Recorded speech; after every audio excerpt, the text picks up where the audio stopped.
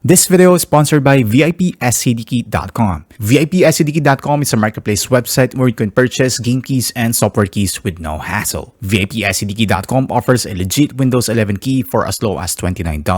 This is the same keys I use on my PC builds. But to make it more awesome, they will be giving another 25% discount. Just type our coupon code XTNC to get it for only $21 for Windows 11 key. You now have your legit Windows 11 key license all set, but in a more affordable price. If you're in the Philippines, purchasing is very easy. You can use PayPal or Maya. Visit VIPSCDK.com now. I'll put the link in the video description below. So thank you VIPSCDK.com for sponsoring this video. So this is the colorful Rimbook L1. A thin and light laptop na equipped with Intel Core i5, 16GB RAM, and may clean and modern design, which might be ideal for work, school use, or maybe gaming. Yes, we did try 3 games on integrated graphics, pero ito ang tanong, sulit nga ba siya on 30k plus na budget?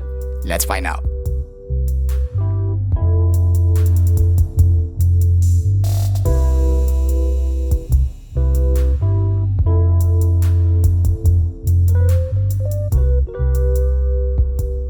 As usual, pag-usapan natin ang design, features, and syempre, may personal thoughts after using this device for a while. Now, for some of you, baka first time nyo marinig ang brand na Colorful. Don't worry, hindi kayo nag-iisa. Colorful is actually a Chinese tech brand na matagal nang kilala pagdating sa PC hardware like motherboards and graphics cards. But recently, they've also started entering the laptop market. And one of their products on this segment is the Rimbook L1. Isang thin and light laptop na designed for work, study, or casual use. So what's inside the box? The box itself is just simple, with the laptop and charging brick inside, as well as some colorful stickers and the quick start guide. Pagdating sa design, simple pero sleek ang itsura ng colorful Rimbook L1. Wala siyang RGB or flashy gamer look, more on professional ang dating niya. It's made of a plastic pero solid naman ang feel, with very minimal flex sa chassis. May matte gray finish siya na hindi agad kumakapit ang fingerprints. And there's only the small colorful logo on the middle, and a bit of notch on the area with the webcam. Magaan din siya at around 1.7 kilograms lang. Kaya okay talaga siya for students or anyone na laging on the go. And thanks to its thin profile that we've measured at 18.5mm, although Colorful claims it at 17.9mm. So hindi ka mahirapan isingit ito sa bag mo. Another nice touch is the 180-degree hinge. So you can lay it flat on the table if kailangan mo ng flexibility, whether by doing your own thing or show something to others. Its display is a 15.6-inch Full HD IPS-like panel with a standard 16Hz refresh rate. Nothing fancy here, pero for office work, school stuff, Netflix, or YouTube consumption, okay na. There's also minimal color shift even when look on different angles. So that's a plus point. Brightness is around 300 nits, which is usable kahit sa maliwanag na kwarto. Inside the laptop, we have the Intel Core i5-12450H, an 8-core CPU na may hybrid architecture, meaning may performance cores at efficiency cores combined, paired with a 16GB DDR4 RAM and 512GB SSD. For the price point, sulit na ito and both are upgradable as well. Sobrang bihira ka lang makakita ng ganitong combo sa laptops around the 30,000 peso price range. Wala nga lang itong dedicated GPU, so that's why it's not really a gaming contender. It relies solely on Intel's UHD integrated graphics, so wag natin expect ito to play AAA games even with a decent setting. Pero sa daily productivity tasks like Word,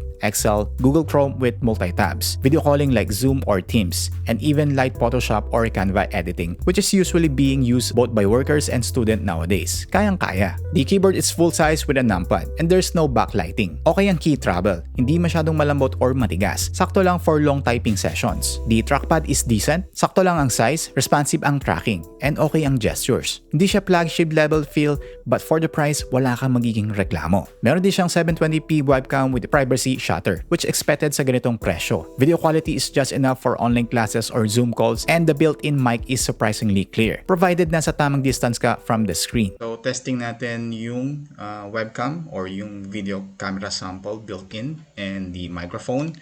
I think I'm 1 foot away dun sa mic and webcam. Sound check.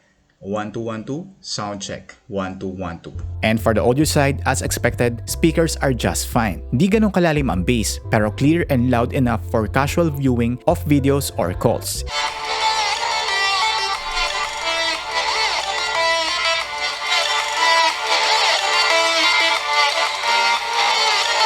The colorful Rimbook L1 runs at Windows 11 Home out of the box. And good news, wala siyang masyadong bloatware. It's a clean slate. Maganda rin ang port selection despite its thin profile. Meron ding USB-C, HDMI 1.4, multiple USB-A ports, and a 3.5mm headphone jack. May Wi-Fi 6 and Bluetooth 5.2 support na rin. So mabilis ang wireless connectivity options mo. Charging is via DC in jack and it supports USB-C PD 3.0 65W fast charging as well. Portable din yung charger size which make it easy to bring around. On our testing, initial observation ko is multitasking is smooth. May mga araw na sabay-sabay ang browser tabs, some other apps, and some editing tools.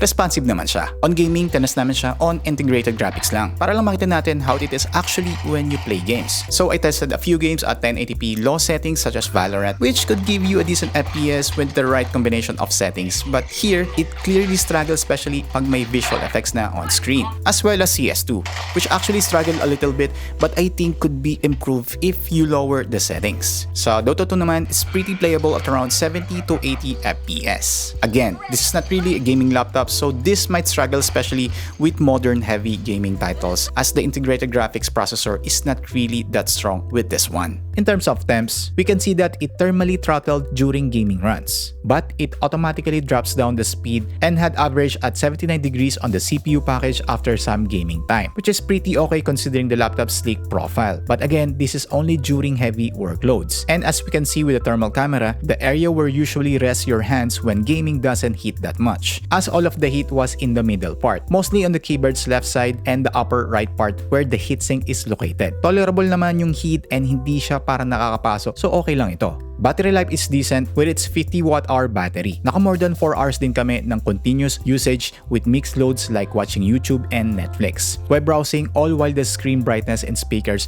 volume both set at 50%. Colorful claims up to 8-hour battery life for this one. For light productivity work, pwede na ito especially when you're planned to go outdoors. All in all, the colorful Rimbook L1 is a great pick for student, freelancers, or anyone looking for a daily workhorse laptop na pasok sa budget for around 30K plus. Makakakuha ka ng laptop na may okay na CPU, 16GB na DDR4 RAM, fast and spacious SSD storage, decent display, and lightweight modern design. I'll emphasize the fact of having an integrated graphics na hindi siya para sa hardcore gamers or content creators. But for the rest of us who just need a dependable laptop for work, school, and light gaming, sulit na sulit siya. And with colorful entering the Philippine market, mas dumadami na ang choices natin, which is always a good thing for consumers like us. If interested kayo sa colorful Rimbook L1, you can check na lang yung link sa description below where you can purchase online.